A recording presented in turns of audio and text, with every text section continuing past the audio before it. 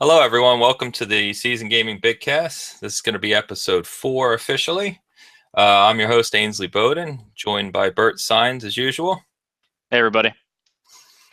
So today we're going to be covering the news like normal. We're going to also touch on the pre-E3 trivia that we did a couple weeks ago and see how we all fared. We'll have Jordan Simmons back on to talk through that. He's also going to join us for our main topic tonight, which is going to be, the PS4 Pro, Xbox One X, and those kind of new take on the console releases from Microsoft and Sony.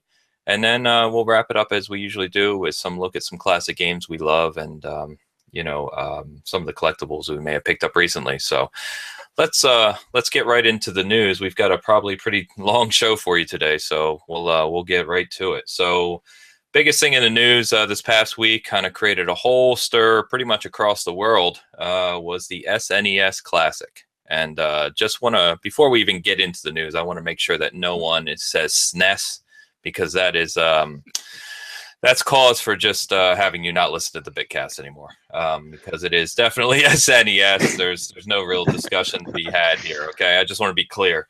So the SNES Mini, we kind of predicted it. Of course, I think a lot of people did. I think this is fantastic. The SNES is one of my favorite consoles of all time, and may even be my favorite console of all time. I love the 16-bit era. I think that era was fantastic. What the Genesis and NES brought in terms of kind of having those 2D games, but really with a lot more polish than the 8-bit era, is great. And the lineup on this thing is just amazing. Honestly, there's 21 games when you include Star Fox 2, which we'll touch on.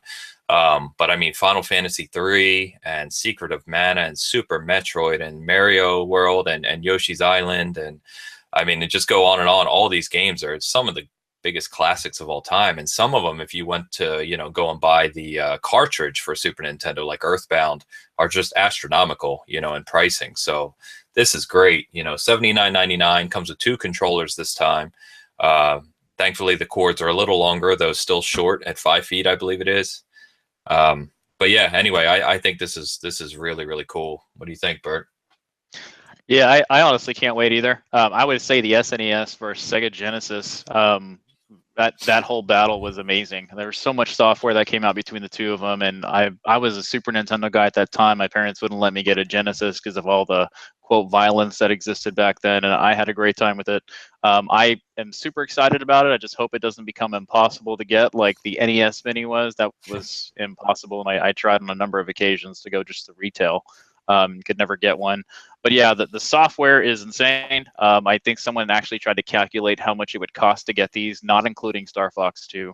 And I think it was north of $650 if you try to find the cartridges, and getting them complete with manuals even more than that. So awesome value. I hope it just becomes attainable for people. So can't wait.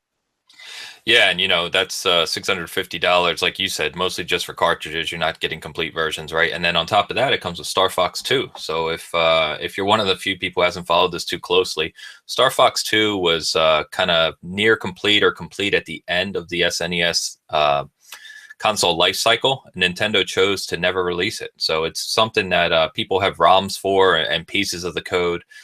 It was never officially released, like I said, and Nintendo is releasing it in complete form as part of this this little bundle. So that's kind of amazing. There's a group of people out there that have kind of wished they could play Star Fox 2 for going on 20 years now. So it's a bizarre decision by Nintendo, but also a really cool one. So it's pretty impressive.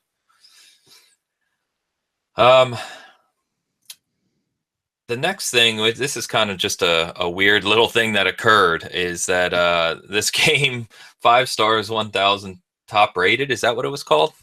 Yeah, it's a game on the PlayStation, Sony PlayStation Store that was actually called 5 stars, 1,000 top rated. Yeah. And what happened with this whole piece of software is that Sony has removed it from the store because it was almost a buy me platinum trophy that existed. If you sat there for 20 to 25 minutes, you could literally get a platinum out of it.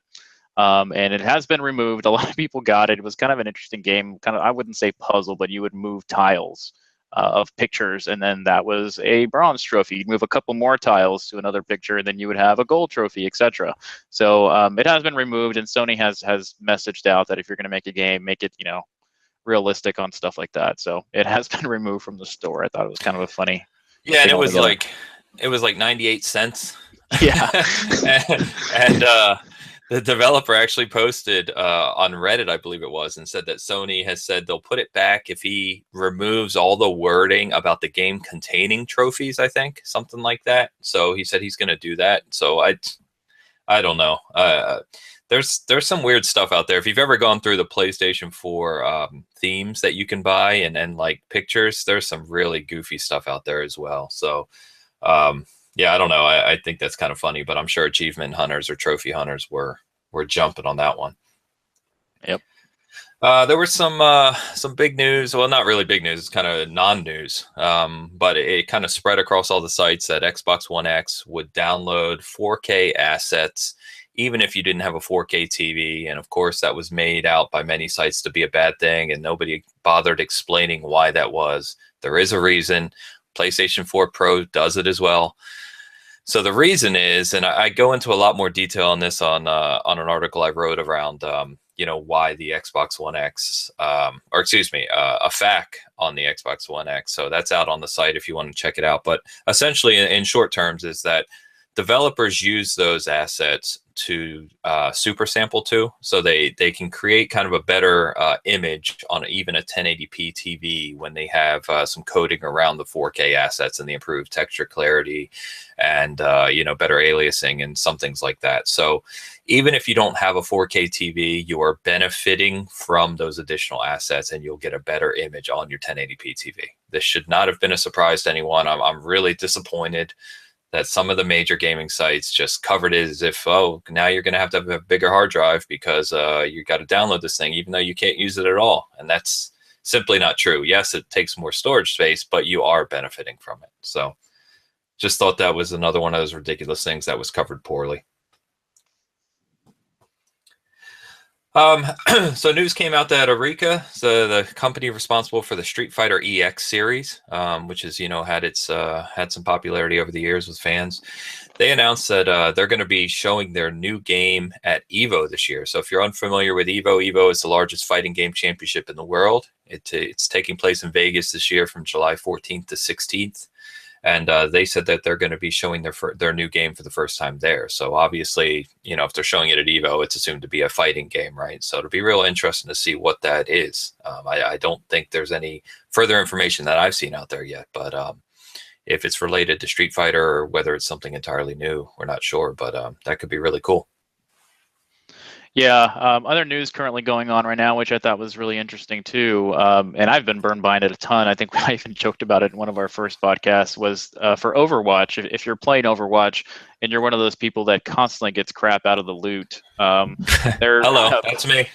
I think that's a lot of people, and even when it was mentioned on social media, people were talking about what they get. So Blizzard is going to be reducing the amount of duplicates that people get.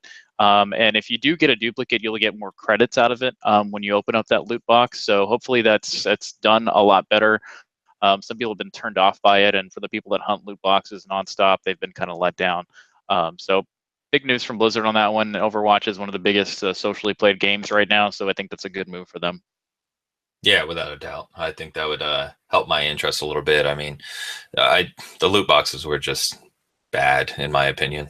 So another thing, I think we commented on this before, but it's a neat thing, is that, Hitman, now that it's IO Interactive owns it, and they've put the first kind of level. You know more about this, Bert, than I do, but the first level is free out there on PS4 and Xbox One. It includes 2 story missions, and you can also get 17 achievements and or trophies. So if you haven't tried the new Hitman, it's really critically well received. It may be worth going out there and trying that first couple missions to see if you like it. It's free, so why not? Yeah, and there's also a thing that for the first week while this is out, that if you end up doing that, you will get a discount on the complete game as well. So cool to see developers doing some neat stuff for the fans that like the series. I've highly recommended it on past podcasts. If you are even on the fence about it, it's free, so give it a try. It should be a lot of fun. I've had a great time with it. Yeah. kind of a feel-good story here. So Guardian Con, which is kind of a mouthful, but essentially a big expo for dedicated to Destiny. You know, Destiny has a massive following. We've talked about it before, and they were doing a benefit for St. Jude's Hospital as a charity, and they announced just 2 days ago, I believe it was, that they passed $1 million, or it might have been yesterday, passed $1 million that they've raised in donation for St. Jude. So whether you like Destiny or not, that's awesome. You know, it's great to see gamers coming together, and this is something that really I enjoy about the gaming community. When they focus on something and they come together, man, they get shit done. So I think that they just, you know, based around one game, just based around Destiny, they raised over $1 million for charity with the St. Jude's Hospital. Is excellent. St. Jude's does really good work. You know, I've actually good friend of mine's fiance went through treatment there, and they are just fantastic. So I thought that was great. Yeah, I've read a lot about it, and it's amazing what social media can do and what a big community of gamers can do as well. I've seen stories like this happen fairly often, you know, when people get together and they have a cause. It's really cool to see it done. Yeah, absolutely. And then one other thing, so Psyonix, developer of Rocket League, and Rocket League is another, you know, kind of sensation, really huge game now. They are continuing the press on the whole crossplay thing. So we touched on last week about Sony saying no to crossplay on Rocket League and Minecraft and some other things. And there's been some back and forth, or, you know, the whole Minecraft thing we covered last week. But Psyonix came back out and just said, you know, continued to press to say, look, you know, this is ready to go. We're going to keep asking Sony every single day if we can do it, because all we have to do is turn it on and it'll be ready to go between PC, Xbox, and PlayStation. So this is kind of funny, actually. You know, we've shared our thoughts. I think most people, even if you're Sony only, I think a lot of people agree that Sony should be more open to this. Even they're in the sales lead. You know what? You're hurting consumers. That's the only person that you're hurting. And let's be honest, you're not losing a lot of money by turning on crossplay.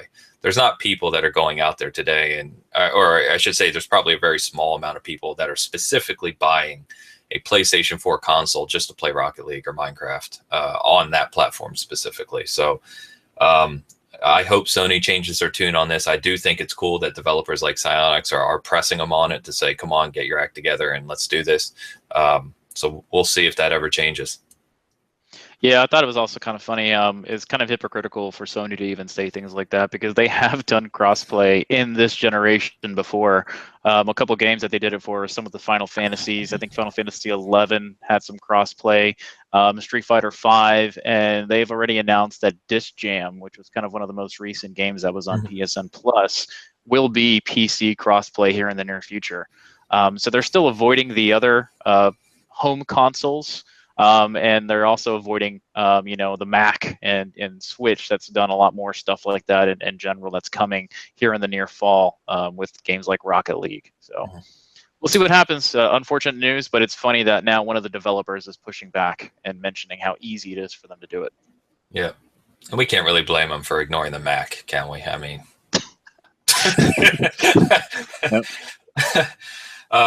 So talking on developer news, which we like to cover on the Bitcast, this is kind of less game development, I guess, but a couple neat things. So Sony is taking public pitches for Sony-based or led TV shows. It's called the PlayStation Emerging Filmmakers Program. That's a mouthful. And the neat thing here is that the pilots of these shows will be run on PS or for PSN Plus members. So kind of like, you know, we saw Powers from them, but this sounds like they may be looking kind of into it more deeply, which would be neat to see. Yeah, it's kind of cool that they're looking kind of from the fans that are, you know, new filmmakers. HBO did this a long time ago with, I think it was like Project Greenlight, I think it was called a long time ago. So It's cool to see that they're jumping into it from a fan perspective. Regarding the pilots, I think they said that the top 5 finalists will be able to create their pilot, and then PSN Plus members will be able to view it and kind of give feedback on it. So kind of cool to be including the community here, and even cooler for people that are looking to make movies and have kind of a cool pitch that Sony can kind of run on that might be into both people's interests. So really cool. Yeah, it's neat stuff. Looking forward to that. And then one kind of piece of news that just shows you how Nintendo is killing it right now, especially in Japan. So the Switch has been a big hit, I think, globally. you know, everything they do seems to be kind of firing on all cylinders right now. The NES Classic, obviously, the SNES Mini that is obviously already creating waves. So their market value as a company actually climbed above Sony last week at, you have the numbers here, Bert, I think 49.8 billion versus Sony at 48.6. So there's not really a whole lot relating specifically to games here, but it was real interesting to see that occur. I didn't do enough research to know if that had occurred in the past, because Sony's been, you know, such a large company for so long now. But it just goes to show you how people are viewing Nintendo right now. They're really creating profit for their company. Yeah, and another noteworthy thing about this story, which I thought was really interesting, is this is Sony as a whole. So this includes their whole entertainment division of TVs, and I guess I don't make too much of Discman and stuff like that anymore. But yeah, so Sony's not the huge powerhouse they used to be. It'd be interesting to see where Sony would be if the Sony gaming division didn't exist. But yeah, it is cool for Nintendo to do that with the pushes of Pokemon Go, the Switch, and everything that's happening. Their market share is getting massive. So. They're not going anywhere, people. If you're thinking that the Wii U was a failure and the Wii was whatever it was, now that the Switch is here and everything else is going, they're only getting stronger. So that's kind of a big deal for them. It's kind of cool to see the numbers. It is amazing, right? I remember, obviously long before we created the site, but having the conversation, it was pretty common to hear people say that Nintendo needs to go the way of Sega.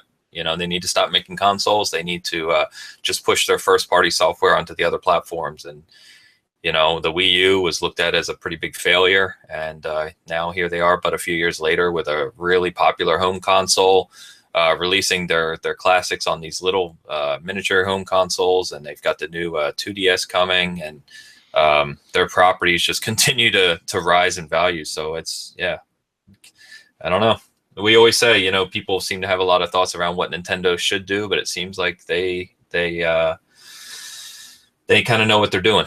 So, all right. So we had a couple weird rumors that came out this week, and things we'll touch on. You know, this one thing came out last week or earlier this week, excuse me, around this site or this company came out and said they had information that Mass Effect, they were working or going to be working on DLC for Mass Effect Andromeda, but they had been told to stop, or that contract had been canceled, and therefore, you know, it quickly spread across the internet that all DLC for Mass Effect Andromeda has been canceled and that franchise is dead. And I think that was a kind of a big leap, but it did come out that this whole information was fake. You know, it wasn't real. It wasn't a real company, BioWare, and came out and said, you know, we've never even heard of this place before. So I don't know how that kind of spread so quickly. I'm sure it was one of those sites looking to get clicks and just, you know, posted it out there as some type of information. But turns out none of that was real. Yeah, it was kind of an intricate fake rumor / fake news, whatever you want to call it. Most of the time, we usually see something like I don't know, like a tweet or something, and that's really it. Or maybe we see some kind of a photoshopped image and saying, "Hey, this is being worked on." But these folks went out of their way. They created a Facebook profile. They created a whole bunch of information for it, and they linked on it. And I think a lot of it has to do with people hoping to see more from Andromeda in general. And there's been a lot of people requesting DLC because there was a few cliffhangers left in the game. So kind of a letdown. It's a shame that BioWare has come out and said, we've never heard of them. They haven't actually denied making DLC. However, they have said that all of their resources are focusing on Anthem right now. So if you're a Mass Effect fan, you're probably not going to be seeing any DLC anytime soon. Very unfortunate, but kind of sucks to tug at the heart of many of these people that want that. So it sucks. Yeah, just strange. So on a better piece of news that came out, so the Ubisoft CEO, came out and mentioned that they're currently looking at potential storylines or potential storyboards for the next Splinter Cell. So the words active development I don't think were used, but he did say it's still a franchise kind of dear to their heart, and they're looking at how they can kind of create the next iteration of that. So we talked about potentially seeing that at E3. We didn't, unfortunately, but it is nice to hear them talk about the franchise and say that it's something that they're still kind of, you know, working on to some degree. And I know that obviously probably got you pretty excited. Yeah, that's kind of where the rumor mill of this kind of came through. When I saw the news on Twitter, I saw active development, and then I got a message from you, funny enough, saying, "Hey, they're talking about it." And after more investigation, they are not, or I should say, the developer has not said it is an active development. Has not, you know, mentioned a timetable 19, 20, 20 or anything like that. So they are talking about it. That's the only official news from the developer. However, the rumor mill did start turning on this one. And we'll see what happens. I'm hoping to see something maybe from a future E3, maybe even another conference in the near future. But I don't see anything anytime soon. And then the last thing we were going to touch on with regard to news anyway was more Wii U games coming to the Switch. Bert, I know you were talking about some of these things earlier in the week. Do you want to touch on this? Yeah, so this is something we've also covered on previous podcasts. I think even on one of our E3 predictions, we had talked about more Wii U ports coming to the Switch. And unfortunately, or fortunately, there was only one mentioned at E3, and that was Puckin, the Tournament DX. And so that was on the Wii U. It's a Pokemon fighting game that you can kind of get. Now, one of the interesting things is the other one that did really well this year was Mario Kart 8 Deluxe, or DX, however you want to mention it. And Reggie did come out and say that there is talks of more Wii U ports coming to the Switch, and that has to do obviously with how well it did with Mario Kart 8. It's already broken tons of records for the franchise in general, but with those kind of sales numbers coming, it is going to be interesting to see more Wii U ports coming with how small of a sales the Wii U did in general as a console.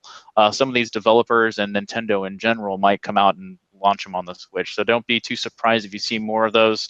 The only one that has been officially announced and coming is the Pokemon tournament, and it is the DX. And the other thing Reggie mentioned that it is if there is any games coming that were Wii U ports, you will be getting the deluxe version. So if there is any DLC that was added afterwards or any kind of levels in general or things that were sharpened on the game, you will be getting the deluxe version.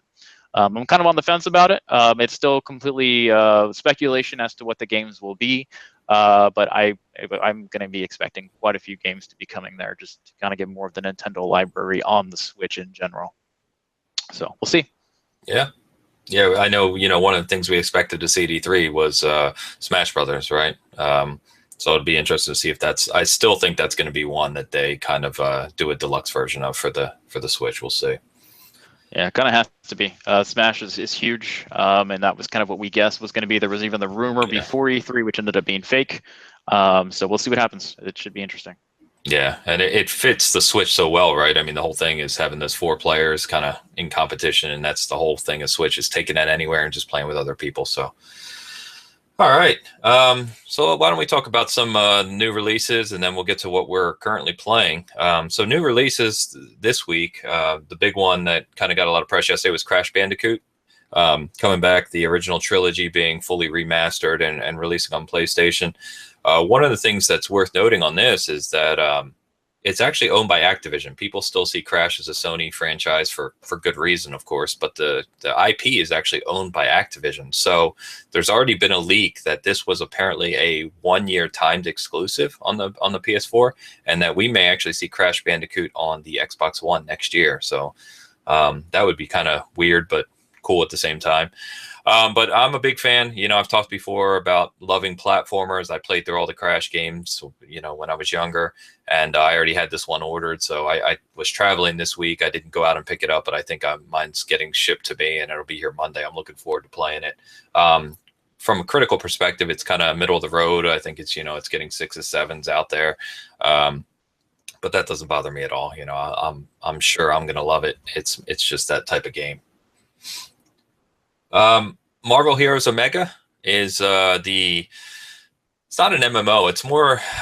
It's hard to say. It's more like a Diablo clone almost. I played in the PlayStation 4 beta a while ago. It's been on PC, and it just came out of beta and went to open release yesterday. That's Friday, June 30th on PlayStation 4 and Xbox One. So it is free to play. as you would expect with any free-to-play game. You know, there's bundles you can buy if you want to support the game, and you can earn things in the game, but it does take a while, of course. So if you know, if you want to support the game, please do. But I enjoyed what I played. I'm looking forward to jumping in on the Xbox One. I know we got a couple buddies that have talked about playing it, so if we can get a group together playing that, it could be a lot of fun. And then the other big release that's gotten some press is a PlayStation 4 game, Nex Machina, which is the next shooter from Housemarque. So Housemarque was got popular for Resogun earlier in the PlayStation 4's lifestyle, and these are kind of those shooters that have evolved from, say, Robotron or games like Smash TV even. So it's kind of, you know, moving level to level and just shooting in all directions on a 2D plane. So very, very cool. I love those games as well. We've talked before about kind of shooters and bullet hell games. Some of my favorites. So like I said, I was traveling. I just got home last night, but I'm looking forward to checking that one out as well. So any thoughts on these three releases, Bert?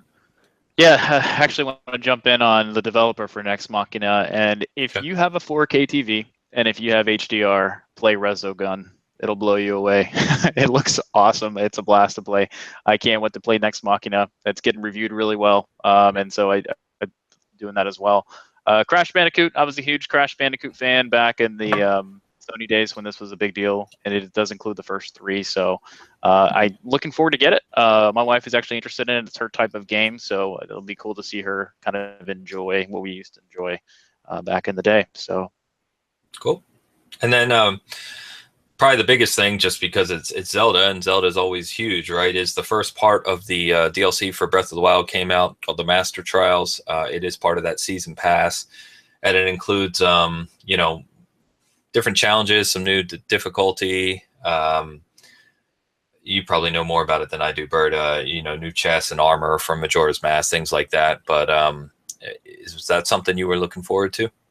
I am looking forward to it. However, it's not something that it's at the front of my gaming right now. I mentioned in a previous podcast that I'm excited for it, but unfortunately, I've kind of moved on to other games already. I played the living crap out of Zelda when it first released, and we're not really getting any new story content with this. This is more of the Master Trials, which Zelda's kind of known for doing. If you were looking for more challenges and more things to do in the world that exist already, this is something right down your alley. But my backlog is so crazy that I'm probably going to pass on it for now and just grab it later. So, but it does look cool. It's getting reviewed really well. A lot of people are looking into it and have downloaded it already. I've seen a lot of live streams from different gamers that are currently playing it. So it's a lot of people are loving it. It's really cool.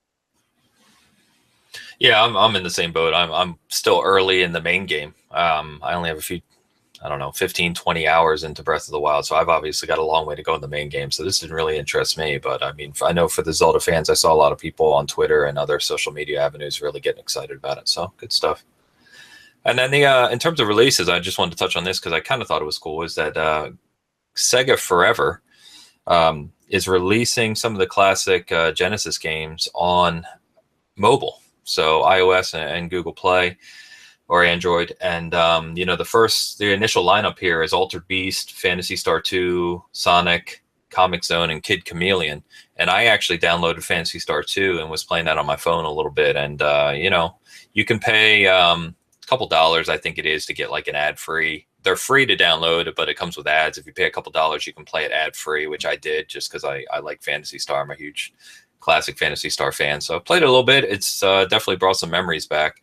But I just think that's kind of neat. You know, I don't know how the others play. Phantasy Star, as it's a walk-around turn-based RPG, kind of fits, you know, the mobile screen a little easier. I don't know how you'd play something like Altered Beast. I think that would be kind of hard.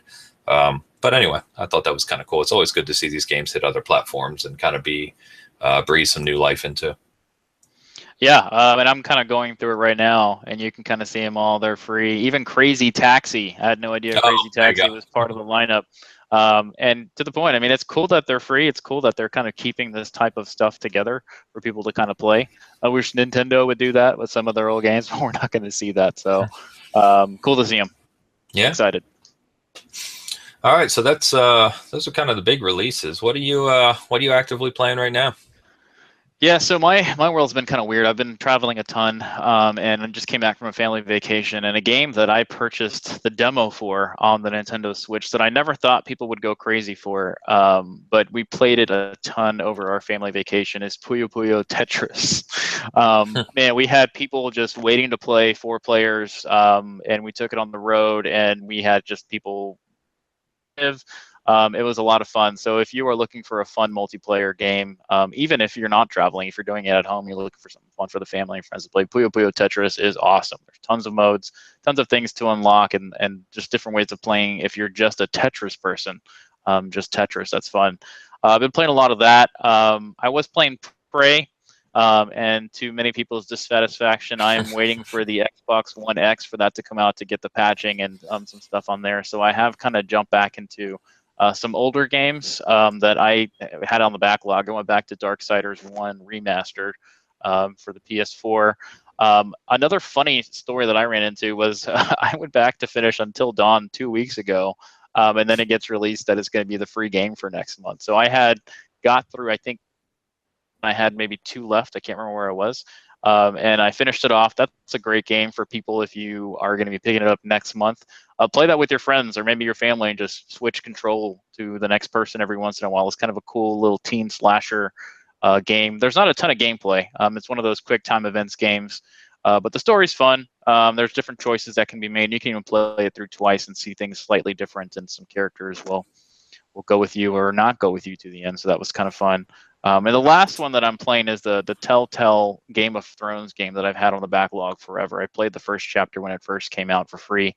Ended up buying the whole game, the rest of the chapters, and I'm finally getting back to that one. So playing all kinds of software right now. And there's a few other games I'm working on too, but those are the main ones that I've been focusing on. How about you? Cool. And yeah, you're killing me with Prey. You're killing me. I've already talked about my love for that game, so I won't cover that again. Like I said, yeah, I was traveling all week as well. I'm going to be playing Crash. Like I said, Marvel Heroes Omega, I'll probably play a bit with some friends. And Next Machina, I want to pick up as well. I haven't even checked it out since I got home. But before I left, I was playing actively, playing Last of Us again. Playing it on the PS4 Pro, the remastered version, in the 60 frames and the sharper graphics, and I wanted to try that out on the new system, and it's great, and of course I got sucked right back into it. So I think I'm already like almost halfway through it again. Story is, I don't really have to talk about Last of Us. One of my favorite games of all time, one of the greatest games of all time, considered by many. So playing that. As you can see behind me here, I plan on going back to Persona 5 a little bit. I've got a good amount of time in that game, 30, 40 hours, but it's a very long game. So I got distracted with other software, but I do want to get back to that and beat that over the summer. And then I was trying to think if there's anything else I was actively playing. Touch Fantasy Star on the mobile. I did pick up Lego City Undercover again for the Switch this time. I had it on the Wii U, but I took it with me traveling on the Switch and played that a little bit. But yeah, looking forward to Crash, really, mostly. I think that's what I'll be playing over the next few weeks.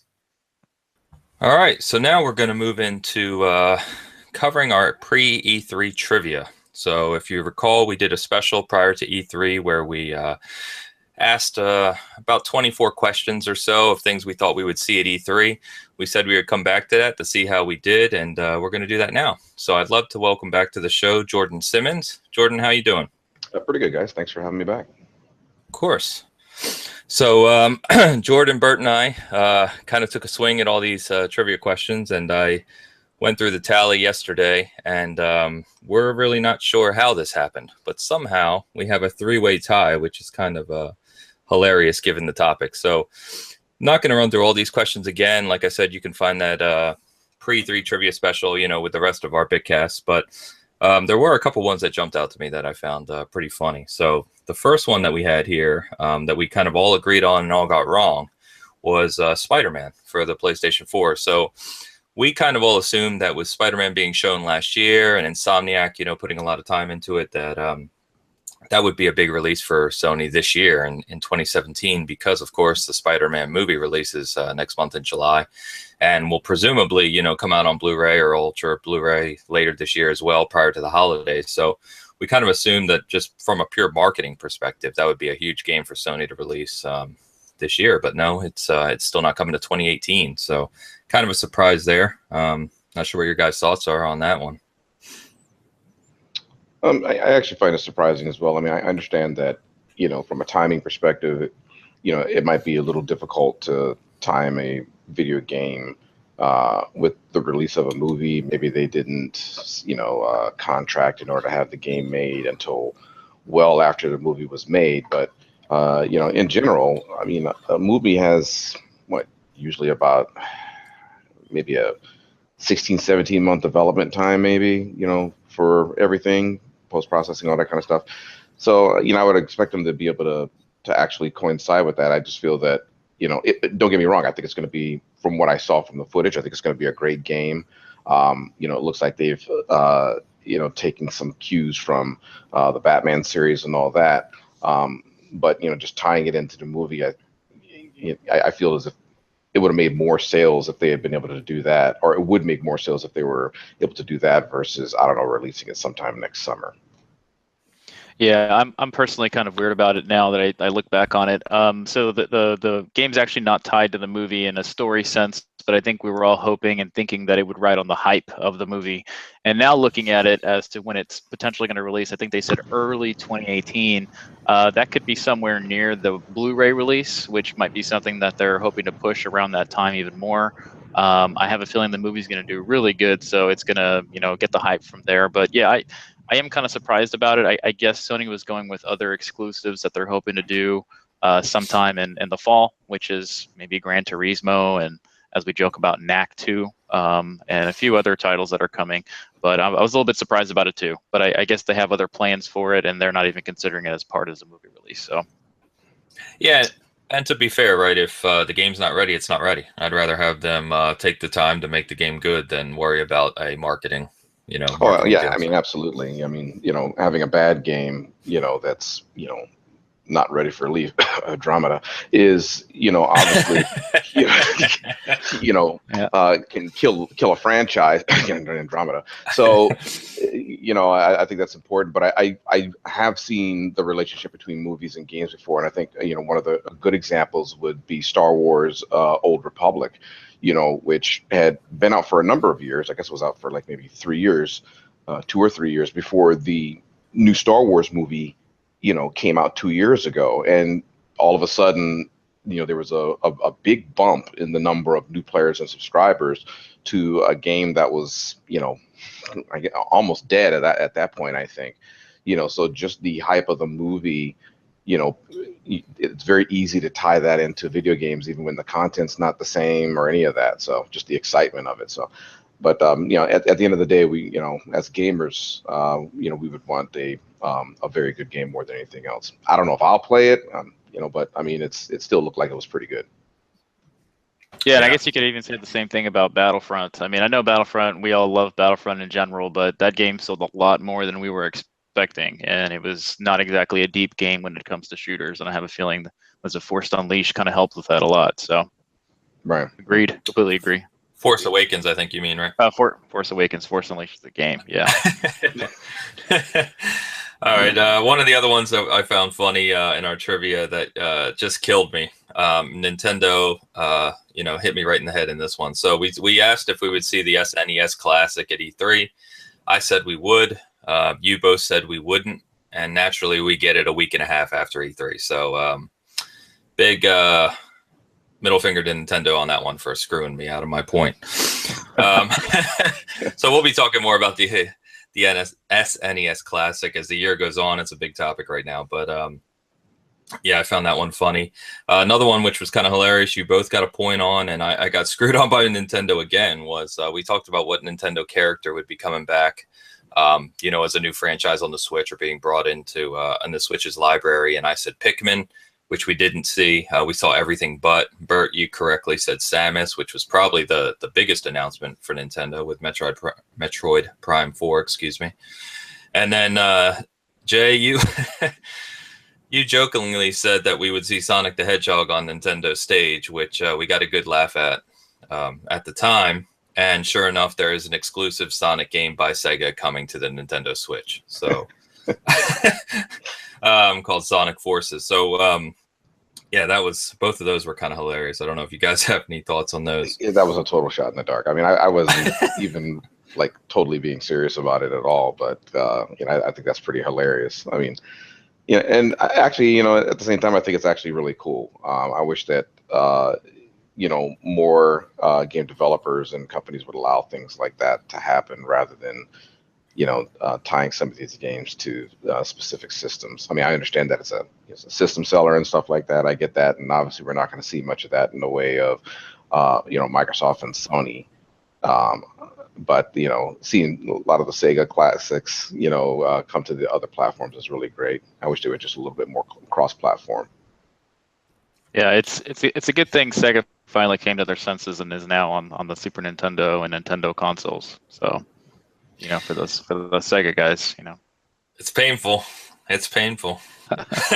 No, but it is a good thing. Both your point. Obviously, it's better to have more people playing those games than less. But it is funny when you just look at history, right? How big of a rivalry Sega and Nintendo had at one point in time. So things change. Just the last one here that I'll cover. We took a shot in the dark at what we thought the Crackdown multiplayer would be.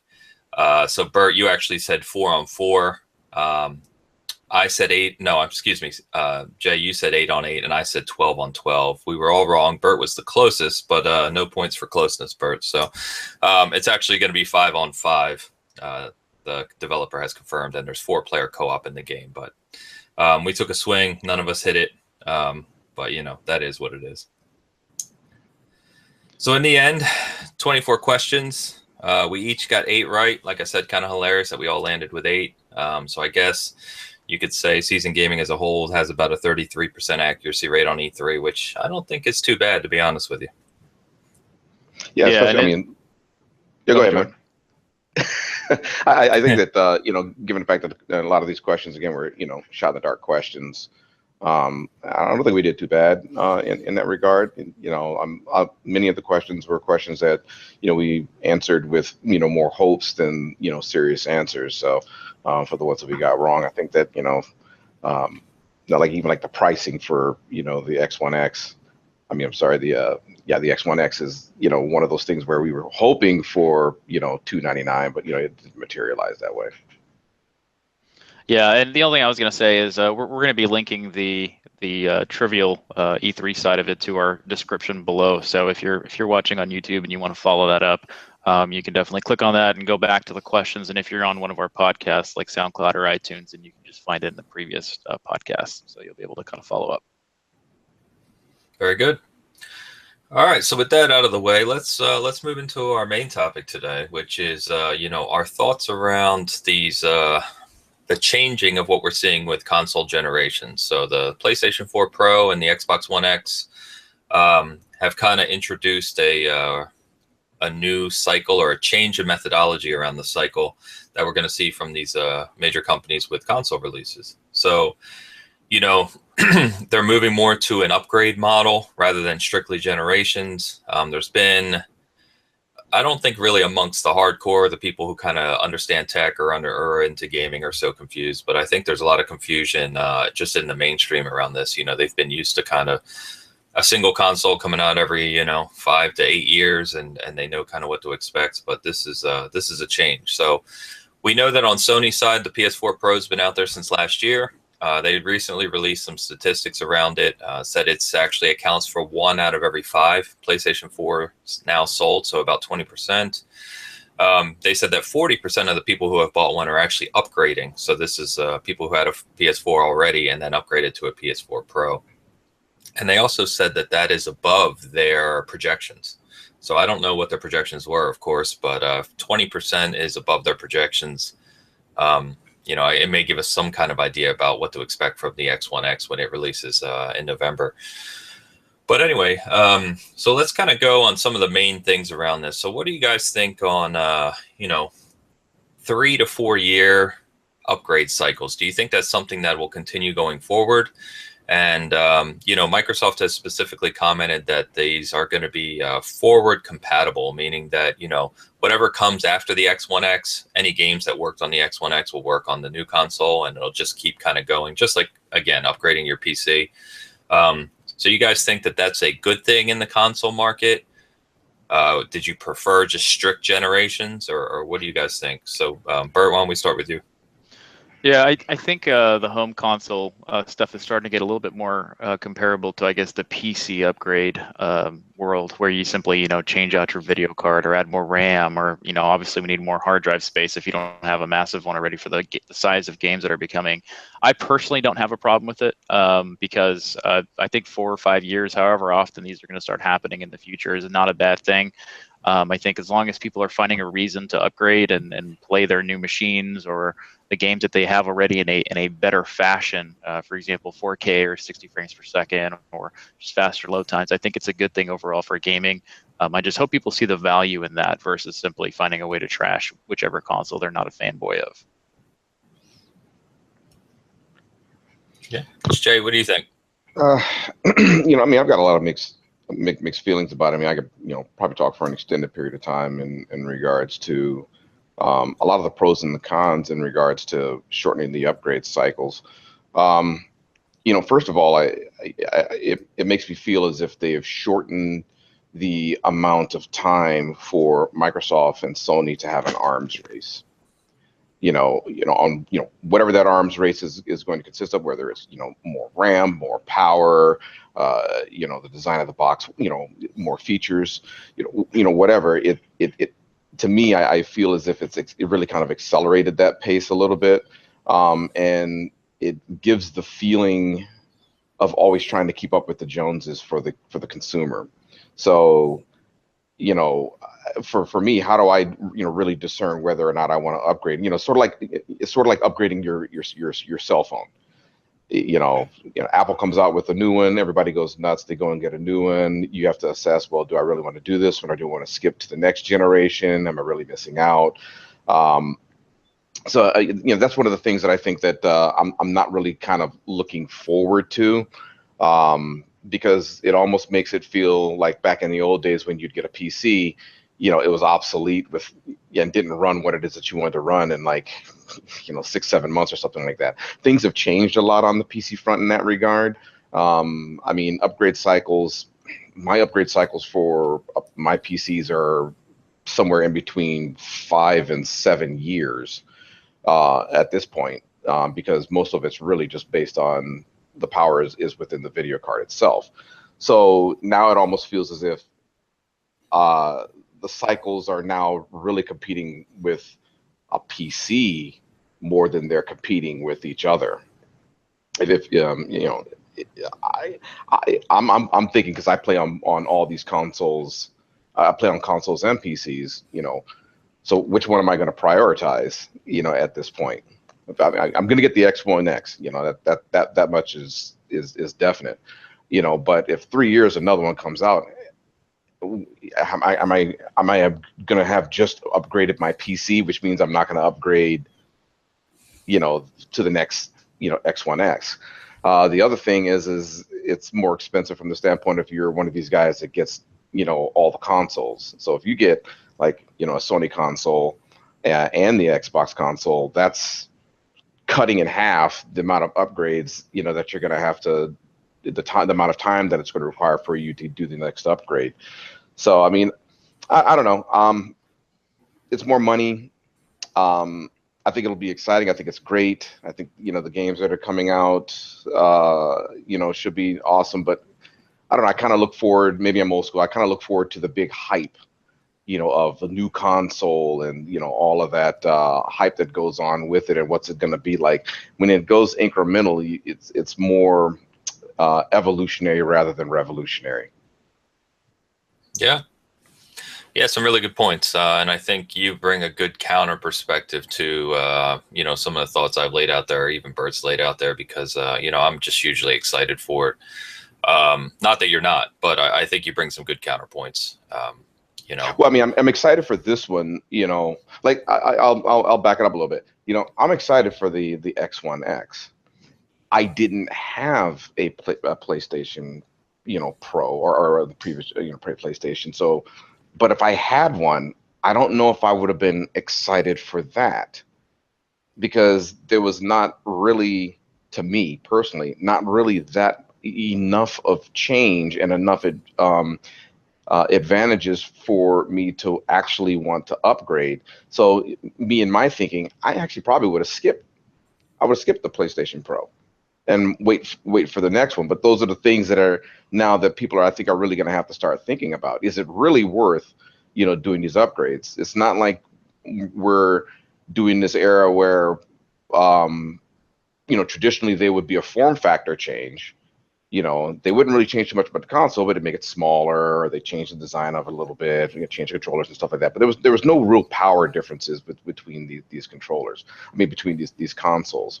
And one other point is as well.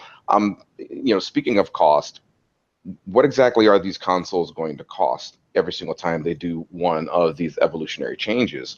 Because the bounce in price, for the Xbox is roughly in parity. Are we going to talk about, is this going to be the same price 3 years from now? Is it going to go up in price? Is it going to go down in price? What happens to all these old consoles? So all these old consoles, is it going to be a burgeoning aftermarket for these consoles, or are these things just going to go get basically get scrapped? In the aftermarket. So I mean, there's a lot of questions. I think it'll eventually iron itself out. But right now, I just kind of have mixed feelings on it. I'm excited for the new X1X that's coming out. But I'm already almost looking ahead and saying, well, okay, well, what else can you really do at this point? Right. Well, one of the things you mentioned, Jordan, was regarding the PS4 Pro compared to the PS4, and even the PS4 Slim, which launched, I guess, right below it. Right before it. And I think a lot of PlayStation owners kind of fell into that same boat. I mean, is this really a big enough difference in order to get a PS4 Pro? Right. So as Ains kind of mentioned, the adoption rate's been kind of slow for existing people. And we actually had an article about it back when they were released and talked about. And I think what's happened with a lot of the Sony crowd that has a console, they've kind of waited out. They haven't really jumped to the Pro. Unless they have a 4K TV and have a nicer TV to where they can actually see the differences in some software titles. But for people that are still in the 1080p realm, they haven't really jumped to it. And the other person that would be interested in a Pro is someone that doesn't have a PlayStation 4 altogether. It really, for $100 more, it makes sense to simply buy a PS4 Pro, not because it's some kind of amazing console compared to the standard one, but for $100 more, you're almost future-proofed in the Sony PS4 world and software world for the next few years, as we're kind of seeing. So I've seen a lot of that happening, but I'm with you. It will be interesting to see a lot of what happens. I think a lot of it's going to be based on their own at-home technology. We have been seeing in some of the numbers for sales and 4K TVs is actually having a faster adoption rate than the 1080p TVs did before the 1080p existed. A lot of people had their standard 480p and even 720p TVs, and it was very slow for people to have a true 1080p TV, whereas the 4K adoption ratio is a lot faster. So we'll see what happens and what these companies do, but I think it's very interesting where we are right now. A lot of good points from everybody. Yeah, and that's kind of a good segue to the other point I wanted to make on these, or for have us comment on, and is the upgrade to the power. Right, you both touched on it. I don't think this was meant as a negative thing towards the PS4 Pro, but one thing Phil Spencer did say when he was asked about it last year was they could have done something that would have released in 2016, but when they mapped it out, it wasn't the kind of it wouldn't have represented the jump that they wanted to provide for both developers and consumers. So as you kind of mentioned, the PlayStation 4 was already more powerful than the Xbox One by a little bit. And the PS4 Pro, is kind of about 2.5 times more powerful than a PS4, standard PS4, excuse me. But that's not really a huge jump. Yes, it can do, a few games in native 4K. It can do the checkerboarding. It has a much stronger GPU, but it's not. It didn't feel like a generational leap, I guess. And the Xbox One X is another step up from that, given just the extra development time. Where a year later, it's a little more expensive, a little more advanced. So I think that personally, I think that the Xbox One X represents more of what I'd want to see in these releases. You know, it was 4 years since the Xbox One launched when the Xbox One X comes out, and it's a significant boost in power, right? It's about 4 times more powerful, at least, than the launch Xbox One. So I think that that's, for me personally, I think that's significant enough, and I'll see enough benefit out of it to own it. Now, I'm not putting down the PlayStation 4 Pro. I have a PlayStation 4 Pro, and I had a PlayStation 4 before it. And playing something like Horizon, you know, in 4K on the PS4 Pro is breathtaking. I think I've commented before, I think it's the most stunning game I've seen of all time. But yeah, I to your point, Jordan, I just don't know if they do move to this cycle where it's every 3 to 4 years. I don't know if enough people are going to see the value add or the power difference to be substantial enough to make that leap. So, well, you know, if I can just interject real quick, of course, I think that you know, it's interesting when these new consoles are really coming out, and the reason why is because we are actually in a transition right now as we continue to transition towards the higher resolution monitors, you know, in 4K and things like that. You know, when you go to E3 and you're seeing these games in 4K and you've been, you know, used to, you know, looking at it in standard HD, it's iPad. I mean, it's amazing.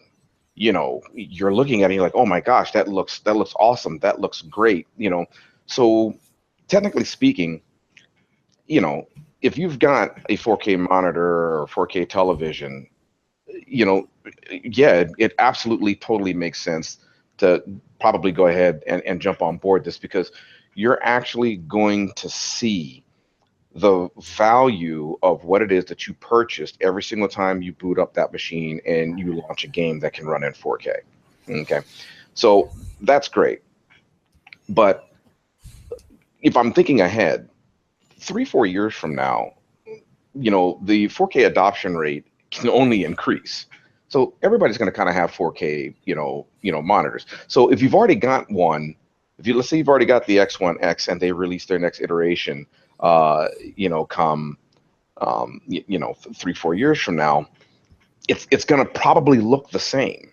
You know, I have a hard time believing that it's not going to, you know, look, you know, very, very similar, or at least to the point where you're going to say, well, yeah, I don't really necessarily know if that's enough for me to, you know, drop another, you know, $400 or $500. And it's the same phenomenon that I would say, like, again, when you compare this to phones, you know, when iPhones first came out, the technology was moving so quickly that each new iPhone or each, you know, new smartphone that was coming with just a plethora of new features that made people say, wow, this is awesome. This is something new. I've never seen this before. And everybody was really excited about it. But it eventually moved to the point where once it stopped being revolutionary and started becoming evolutionary, people really started having a hard time being excited about it. Now, it wasn't, you know, Apple's or Samsung's fault per se. They were still releasing more powerful phones, but people really don't see that value when, oh, well, this phone, you know, launched this application, you know, 2 seconds faster. I don't.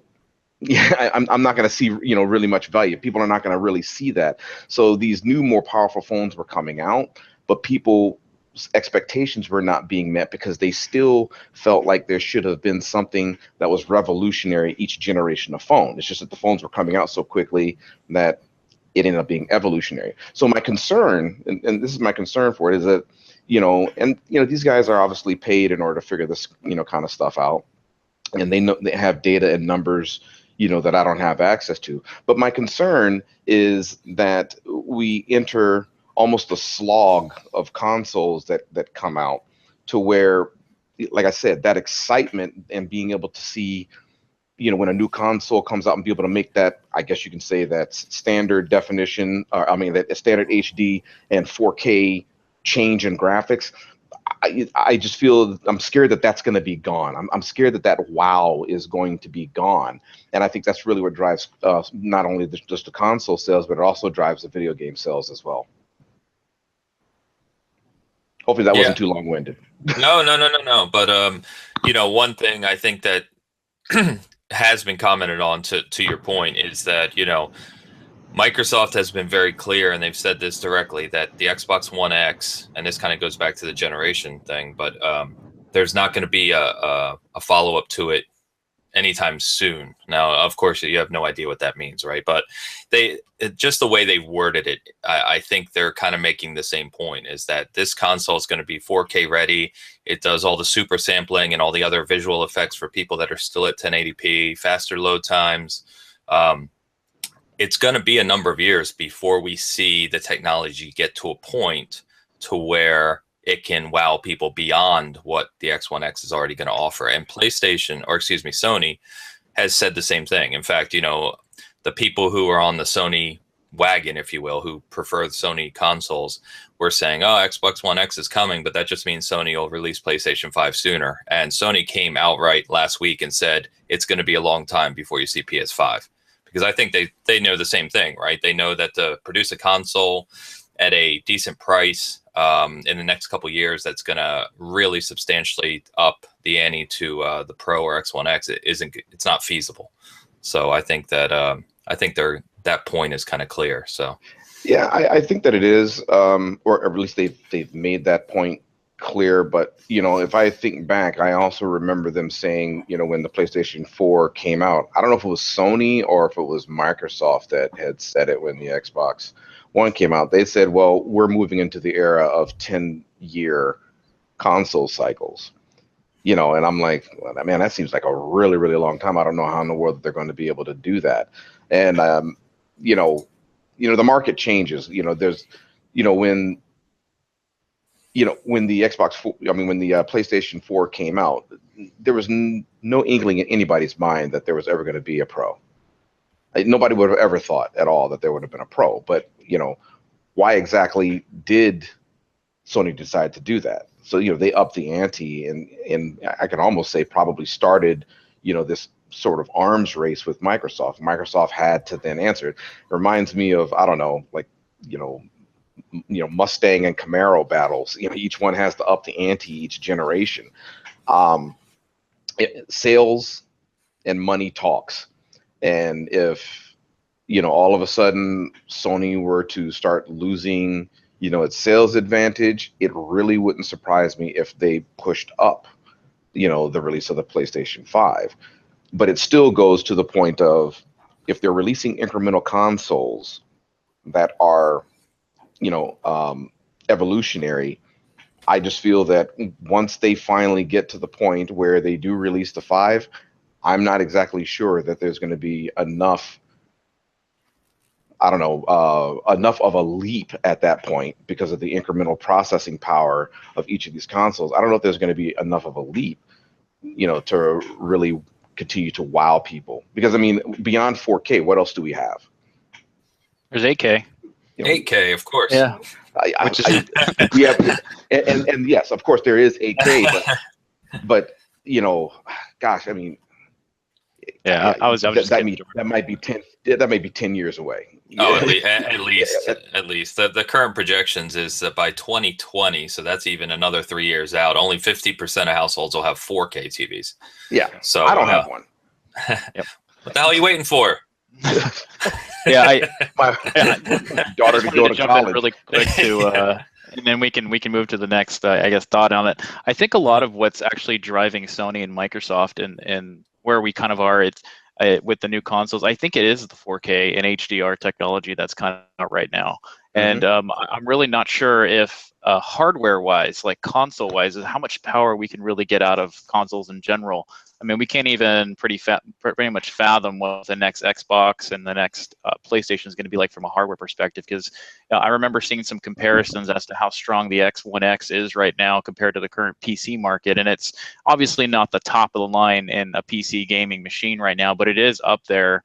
It's not your middle of the line PC/lower/ PC game right now. So I don't even know how much better we can get a PS5 right now, and exactly what you're saying regarding technology and how much nicer it's going to look.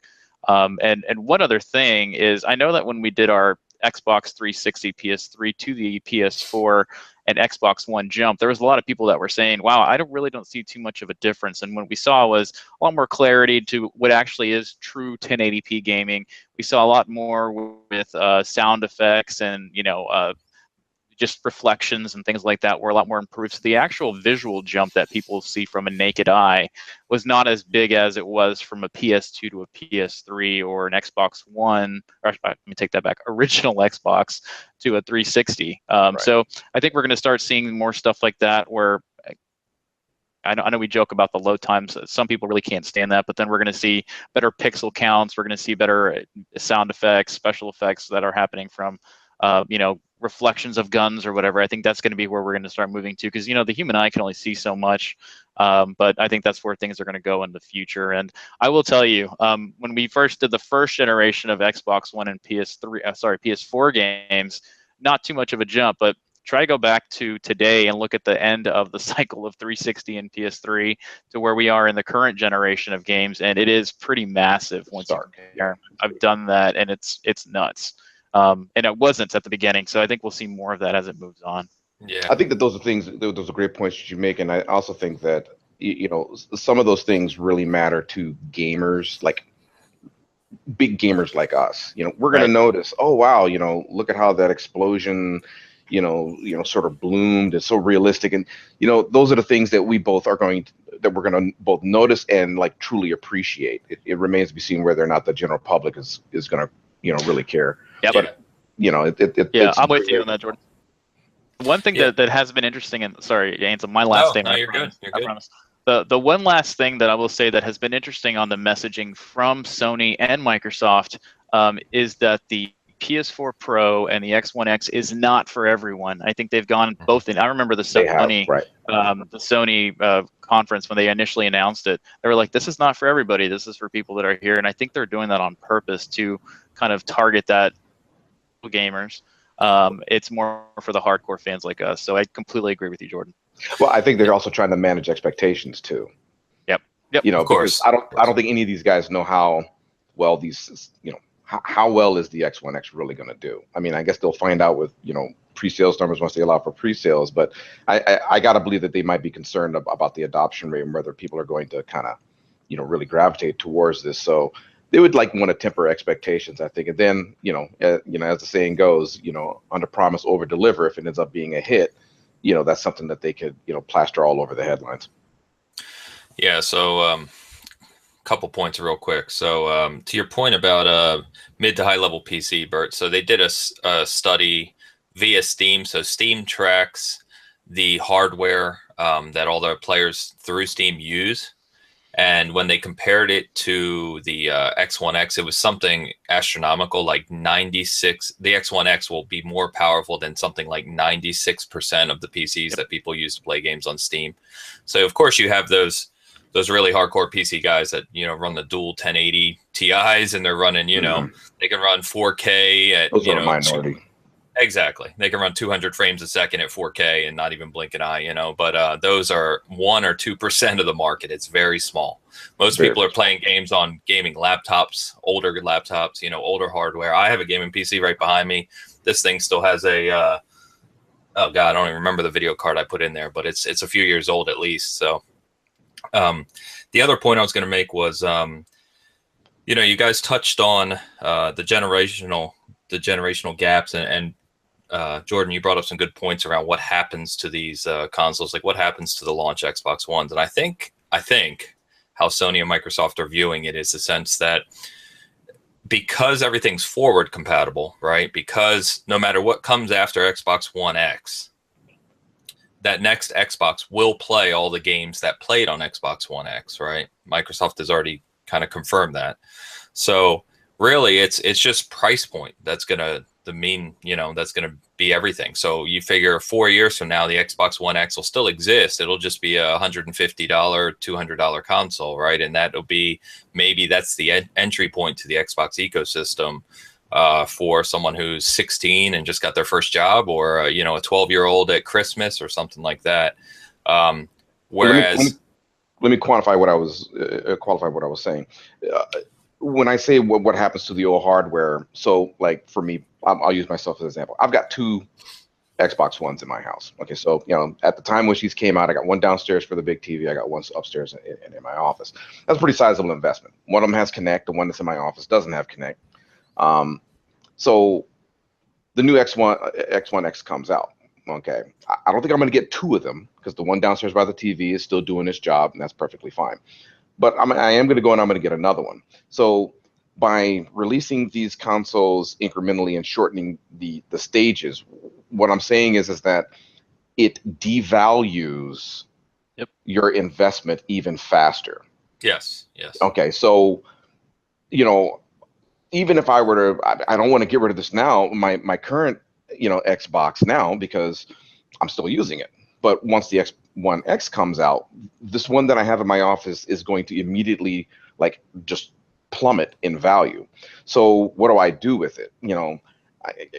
The market's going to be saturated, I think, with these used ones. But then people are saying, well, why in the world am I going to buy a used one when I can go and buy a brand new one, not just a regular Xbox One, new form factor or whatever, for almost the same price, and it's brand new, and I don't have to worry about any problems with it.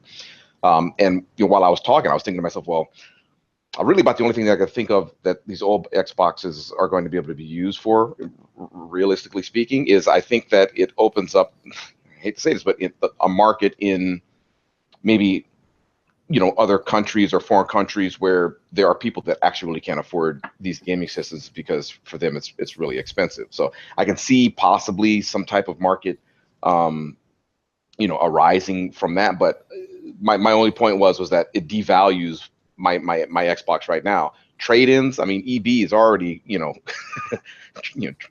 trading in a GameStop. I said EB, but trading in at GameStop is already a ripoff. But now, on top of this, I'm not going to get anything for these things. You might get like $50, $75 for this thing at this point. Yeah, and I think you're absolutely right, and I agree with you. The only thing I would say is that for people, and I'm speaking for a minority. I realize that I'm speaking also just for myself because I'm fortunate enough to have the means, but. Like upgrading to the X1 X, and I fully agree with you that it's going to devalue, especially the launch Xbox ones, right? The bigger form factor ones. Right. But that's not really a concern to me. I see that as just merely part of any early adoption. I'm typically nowadays an early adopter of everything.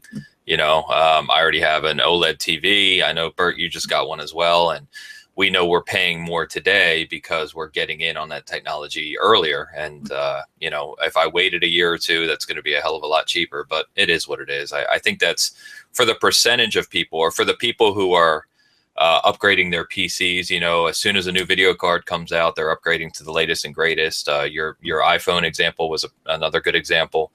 Anything new technology wise, I think you should at least be smart enough to realize that you're paying more than someone is going to pretty quickly afterwards, right? It's going to drop pretty quickly. So, yeah, to really quick joke to give you guys an idea of what an original Xbox One is going for, like on Craigslist right now, you can probably grab one for about $130, $140. On eBay, they're going for about $100 to $120, depending if you have a game with it or whatever. So yeah, and I don't even want to share how many Xbox Ones or PS4s I've bought since launch. It's probably pretty sad. I did in my article last week, and when I actually thought about it, I was like, all right, I'm buying the Xbox One X. That's going to be my 5th Xbox One, and it's been out for 3.5 years. So yeah, what the hell am I doing? What am I doing? Hey Jordan, to give you a heads up, I'm actually giving one of my launch Xbox Ones to a buddy of mine who has refused to go to the next generation because he plays one game on Xbox 360. So he's getting mine, and I told him it's on loan, and he's got to give it back to me once he's done. So maybe you could do the same. I don't know. No, well, my plan is to take mine. I'm actually going to take mine to my school Nice. and just hook it up to the television that's in there, and during free times and things like that, maybe some of the students can during lunches or whatever, students can come in and mess around with it in my classroom. It's not going to be worth much, so I don't think anybody's going to steal it. Never know. Well, you know what? Yeah, I mean, I don't know either. Somebody stole a butter knife from my desk. So, Here you go, Jordan. There's the trade-in value for a GameStop. Yeah, $75. $75, $60. 60 for cash. There you go. Wait, that's $60 today. The Xbox One X isn't even out yet. So. Yeah, man. Oh boy. I said $50. So we're the train has come off the rails a little bit, but so the only other thing I wanted to touch on was with regard to this is developers. So if you think about developers, they've been very vocal, and I think one of the reasons Sony and Microsoft started looking at this is because developers, by the end of the 360 generation, we did see developers getting more vocal about, hey, we're working on 10-year-old hardware here. You're killing us. You know what I mean? Because the majority of games now are cross-platform, right? They're built for consoles and PC. They're used to building ultra settings on PC for that small, percentage of people that like it. But by the end of the 360 PS3 generation, even your average PC was well beyond what those consoles were. And so they've been very vocal about, one, getting consoles on a faster cycle than we saw on PS3 and X360, but also they've been very vocal about loving the Xbox One X. We saw some of the quotes during E3. The developers were like over the moon about it. I don't know why I use that phrase so often. That's fucking weird. But they've been very vocal about their support of it. In fact, just yesterday, Cliff Bleszinski, who, everyone knows, he's in with his own studio now making Lawbreakers. He came out and just said the Xbox One X is awesome.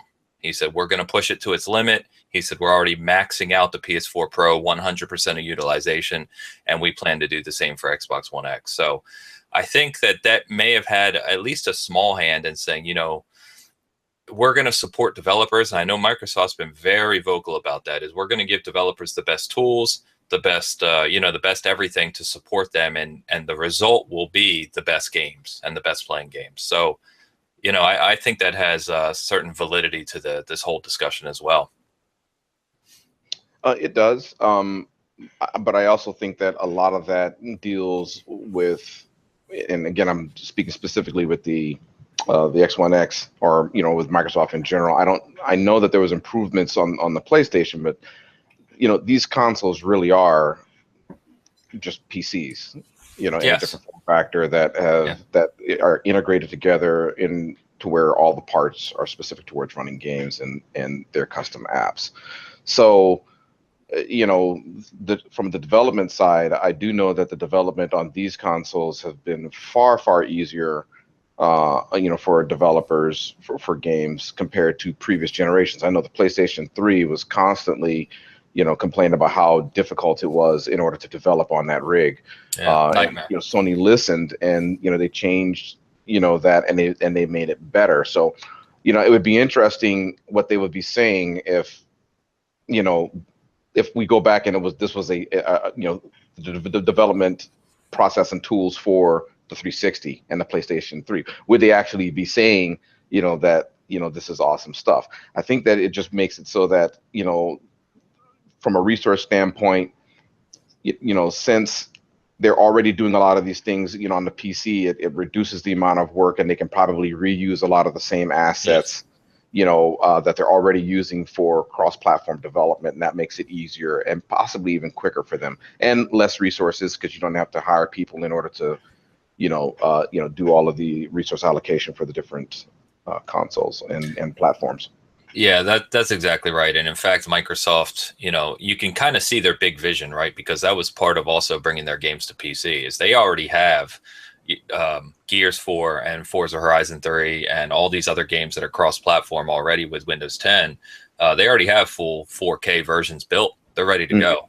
Like Coalition has come out and said, day one, Xbox One X, you're going to get your update for Gears 4, and it'll blow you away because it's ready to go. To that point, I think that Sony's missing an opportunity. I don't know what their plans are, in doing that, but I think that they really need to start working on, creating, some form of cross-platform with the PC with a lot of their games, especially, even exclusives. Because again, if given the choice, I'm going to go with the X1X, but there's a number of games that I would, love to play on the Sony that I'm just not willing to make the investment in the rig. Yep. Yeah. Bert, what do you think on kind of developers? Yeah, one thing I did want to mention about developers is I'm hoping that these Xbox One X games and PS4 Pro games continue to get the 4K 60 frames per second, even more than that, support on their patches.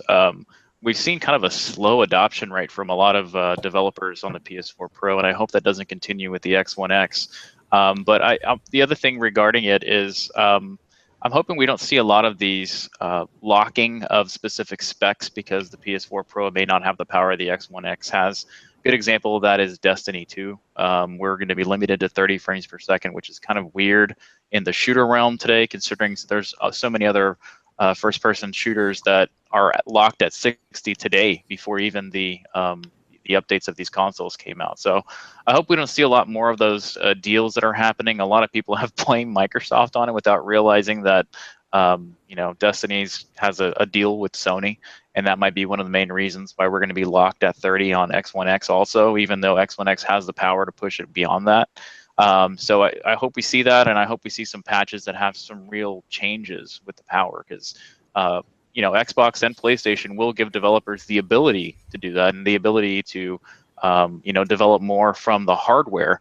It just is going to come down to developers if they push the consoles to that. So I hope we see that, and I hope we don't see a lot of lockouts when stuff happens outside of first-party titles. So if you want to lock something out from the first-party side, do it all day, Sony and Microsoft. But if you're going to do something cross-platform in the home console realm, please do not lock out stuff on stupid deals that you're doing with each other. Agreed. Yeah, I don't think you want to pull our cords on Destiny 2. We don't have that kind of time today. Yeah, I think, and one of the nice things that I completely agree with from Microsoft's stance, and I think Sony's the same way, to be honest. I'm not really sure. But Microsoft, again, has been very clear to say that we are not mandating anything at all from the developers. The developers will use the X1X how they want to use it, and the good developers will. Well, that may be a broad statement, but what I would say, the good developers will take advantage as fully as they can, of the hardware. So we'll see. All right. Well, we we kind of talked for a little while on that. So my last personal thoughts is just to sum up. Going to be quick here. I like it. I'm not overly concerned. I'm certainly not confused by it. I have a PS4 Pro. I enjoy it. I'm really looking forward to the Xbox One X. And we'll see what the next few years brings, but I think it's going to be a good thing overall. So, Bert, you want to sum up anything else on these iterative console releases? Yeah, I'll keep it short as well, just really quick. I like it too. I do have concerns here and there, the same as Jay and everybody else does. So I'm not blind and just going, and I can't wait to have it. But I think it's going to be good for people that have the technology at home to kind of take advantage of it and see the differences. I just hope we see what we're hoping to see from it, and not just another basic type of increment on improvement. So we'll see what happens, though. I'm excited. Cool. Jordan? Yeah, I like it as well. I mean, if I didn't, I wouldn't be planning on investing on one. I mean, a lot of the things, are, thinking ahead. I really don't know exactly what's going to happen, 3, 4, 5 years from now. Generally speaking, the market will figure it out itself. But I just think these are interesting things to think about. And I think that, we're probably going to have to start changing our perceptions in regards to how consoles are released. But in regards to the actual hardware for the X1 X itself, I'm very excited for it. Can't wait for it to come out. Very good. All right. So one of the things we like to do here is talk about any new collectibles or, game-related items that we've picked up recently. If you're watching the video, you can see next to me, I've had a couple things that I got this last week or last 2 weeks that I thought were kind of cool. Nothing major, of course, but just neat stuff. So right here next to me are the Cuphead plushies. So that's Cuphead and Mugman. They're just little, little characters that you can have. Got them from the Yeti. So if you're looking to pick up these or some Cuphead related items, the Yeti is a site that has the license for Cuphead. So that's just like it sounds, the YETEE. And these are out there. I think they were $25 or $30 for the pair. And but I've said before, I'm a huge collector of game memorabilia and other stuff. I'm really, really excited for Cuphead. So I thought those were cool.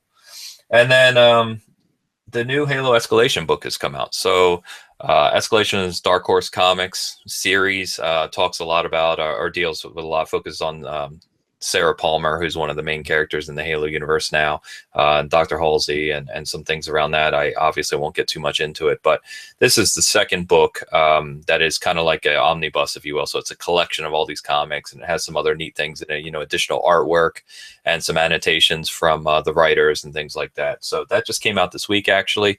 The retail price on it's pretty high. It's either $40 or $50, but if you go through Amazon or some other sites, you can find it for around $30, $35. So, yeah, those are a couple things I picked up this week.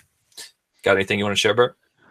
Yeah, I actually, funny enough, I had ordered the Cuphead posters. I was hoping they'd be in before we started shooting today, but they did not make it in, so I should be seeing them later on today. They're the new special edition ones. They're the Series 2 and I'll pretty much probably show those next time, even though they're from this time. But they're really cool. I was happy to get them. Series 1's going for a ton online, so I was lucky enough to find them still on the site for the Series 2 special edition, so got those. I did score a large 360 lot this week. That was kind of funny. The only reason I picked them up is because I have some friends still playing on the 360. I'll be showing a picture of them when I edit this back in, so you'll be able to see the picture here up on the right of what we got. And the other thing, I was finally jumped into the OLED realm, so I was happy to finally get one of those. If you haven't got one and you have the means to get one, get one. It's a must right now for gaming and what's coming in the near future. So that's it for me. No, nothing small, but big things this past few weeks. Yeah, I've commented several times. There's obviously, with PS4 Pro and now X1X, there's been a lot of discussion around 4K TVs, and I say the same thing every single time is what you just said. If you have the means and you can do it, don't skimp, go to OLED. If you're unfamiliar with why people are saying that, you need to do some research on just the technology. I'm very clear to people that it is not just a new LED TV. It's actually completely different technology, and it has some very, very substantial advantages over your LED TV. So a lot of people love to talk about the Samsung 8000 and the Vizio P series and some of these other, which are great TVs, great LED TVs. But they are just not on the level of OLED. But of course, OLED is substantially more expensive, and I get that. So, but anyway, yeah, simply fantastic. So, one of our favorite little segments we do here is season reflection. So Bert and I will take a classic game that we loved and kind of talk about it, let you know what it is and why we like it. So for season reflections this week, Bert, why don't you kick us off? Yeah, so I got one that's gonna kind of throw everybody off the their headphones or whatever and probably shake their head, but I'm gonna bust out Seaman for the Dreamcast. Oh my god! All right, so Bert's done. I'll go ahead and move into mine. Yeah, so in this part of our podcast, we have kind of a funny thing. Is it still playable today? The answer is no. It's not. What it was, or and this was more, or the year before that, or the year before that. The reason that I have this in my classic games that I got something out of was back in the day, this game was just amazing to me because of what it was. What came in the game was you had your Dreamcast game, whatever, and I have it in my controller thing, but it came with a little thing that you could plug into the top of the Dreamcast. It was a microphone, and you could. What the whole point of the game was, you drop a seed into a fish tank, and then it grows into this creepy-looking dude, and he can talk to you. You talk to him. You say a ton of things, and it was goofy as can be. The technology didn't work. It was horrible, but me and my friends had a great time with this. And when I was looking for season reflections, I was looking for something that was older and a lot of fun in whatever it was. Don't look for the game. Don't even try to hunt it out. Don't look on eBay. Just watch the little video that I'm showing right up here in this little corner. I'll try to find some fun stuff with people playing, but it is what it was. It was fun. So that's my season reflection for this week. What about you? Oh man. Yeah, big Dreamcast fan. I've said before I was a big Sega fan, and that game just still, anytime someone brings it up, it makes me laugh because it was just a hilarious experiment. It was essentially an experiment, right? They were trying something new, which is great. I think that's the good part of it. But in terms of software, man. So to kind of celebrate the Xbox backwards compatibility with original Xbox games, I picked an original Xbox game this week. Sadly, I don't think it's going to be one that we see playable on the Xbox One, and I think because the developer I don't think is around anymore, and it actually had licensed music in it, which we know is one of the holdups of using older games is when it has licensed music and that license has run out. So sadly, but for Xbox fans, they'll know this game. Other people won't, but I am going with Kung Fu Chaos. Kung Fu Chaos was an absolutely hilarious game. So it was from 1 to 4 players. And essentially, it was almost like if you remember Power Stone on the Dreamcast, or if you think about a Smash Brothers on a different plane, where Smash Brothers is a flat 2D plane, this was more isometric. But what was really neat about it is you had these different classes, and 4 people would go in, and you would be fighting, but it was treated like a 70s martial arts movie. So there was a director who was kind of like yelling at you the whole time and making silly statements, and then as you were fighting, you would kind of destroy the whole set, and you would move throughout the level, and the set would kind of change as you played. So the level would change, and you would continue fighting and fighting and fighting, and a match would last something like 5 minutes or something like that, and then at the end the director would yell cut. And the coolest thing about it was you would then watch like a classic movie reel, which would show highlights from the match, almost like you were watching a kung fu film. So I thought it was really innovative. A lot of original Xbox owners view it fondly, as I do. And I really wish that we would get a new game in that vein, especially nowadays with online. There was no online compatibility for that. That was before Xbox Live, if I remember correctly. So you had to play local co-op, which was a blast, but it would just be so hilarious if you could log into like Xbox Live and play this 4 players online.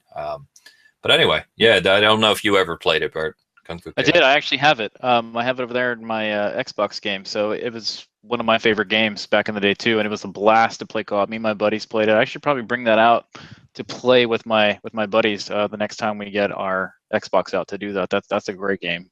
Yeah, absolutely, man. It was so much fun. So, all right. So anyway, kind of a long episode, but we covered a lot, and just want to say, thank you as always to anyone tuning in. So as I always say, we do this for fun.